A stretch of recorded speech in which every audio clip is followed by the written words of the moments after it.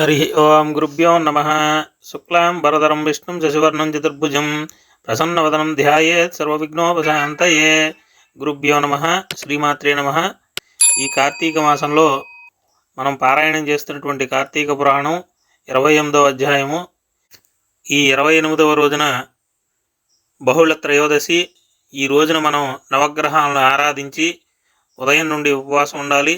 ఉసిరి, ఉల్లి, సొర, గుమ్మడి, వంకాయ తినకుండా ఉండాలి. శక్తి కొలది నువ్వులు, ఉసిరికాయలు దానంగా ఇవ్వాలి.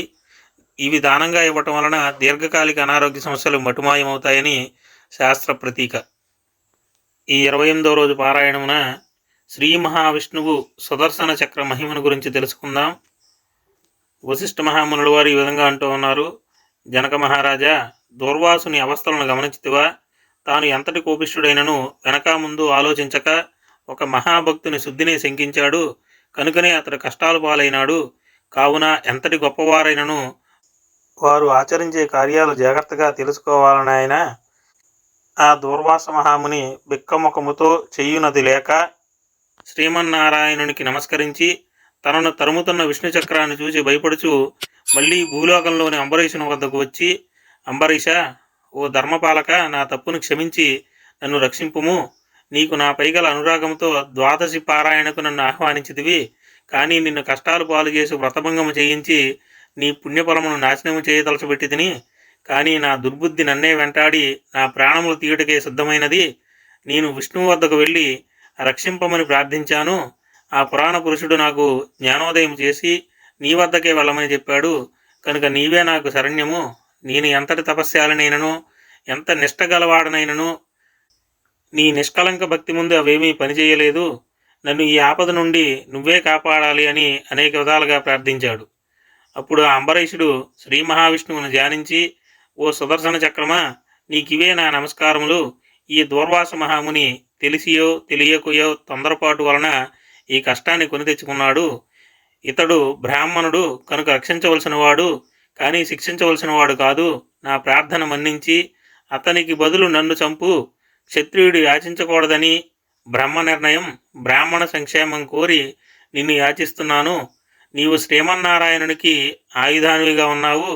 నేను ఆ శ్రీమన్నారాయణుని యొక్క భక్తుడను. నాకు ఆ శ్రీ మహావిష్ణువు ఎలవేల్పు దైవము.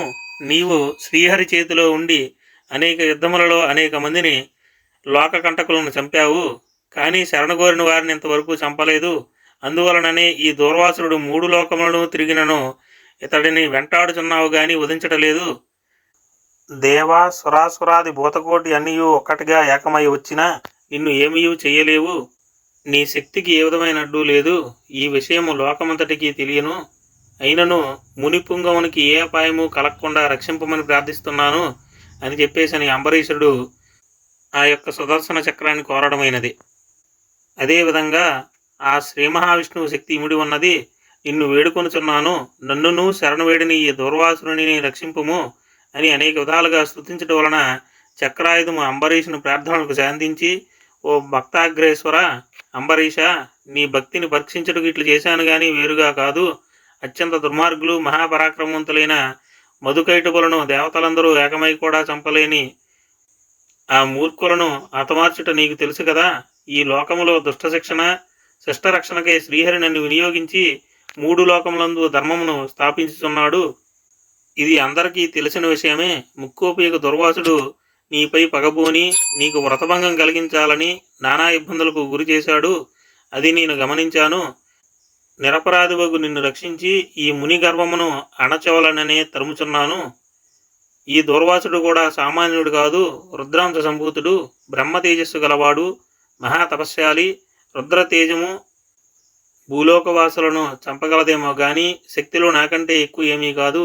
సృష్టికర్తకు బ్రహ్మ తేజస్సుతో, మహేశ్వరుని తేజస్సుతో, శ్రీహరి తేజస్సుతో నిండి ఉన్న నాతో రుద్ర తేజస్సు గల దుర్వాసుడు గాని క్షత్రియ తేజస్సు గల నీవు గాని నాతో సరిరారు. నన్ను ఎదుర్కొనలేరు కూడా. తనకన్నా ఎదుటివాడు బలవంతుడై ఉన్నప్పుడు అతనితో సంధి చేసుకున్నట్టు ఉత్తమము. ఈ నీతిని ఆచరించి వారు ఎటువంటి ఆపదల నుండి అయినా తప్పించుకోగలరు. ఇంతవరకు జరిగినదంతయు మరచి శరణు కోరి వచ్చిన దుర్వాసుని గౌరవించి నీ రాజధర్మము నీవు నిర్వర్తించమని చక్రాయుధము అన్నది. ఆ మాటలు విన్న అంబరీషుడు, నేను దేవ గో బ్రాహ్మణాదుల యందును స్త్రీల యందును గౌరవము కలవాడను. నా రాజ్యములో ప్రజలు సుఖముగా ఉండవలెనని నా అభిలాష. కావున శరణు కోరిన ఈ దుర్వాసుని నన్ను కరుణించి రక్షింపుము అని చక్రాయుధము యొక్క పాదములపై పడ్డాడు. అంతటా ఆ సుదర్శన చక్రము అంబరీషుని లేవదీసి కౌగలించుకొని, అంబరీష, నీ నిష్కలంక భక్తికి మెచ్చాను.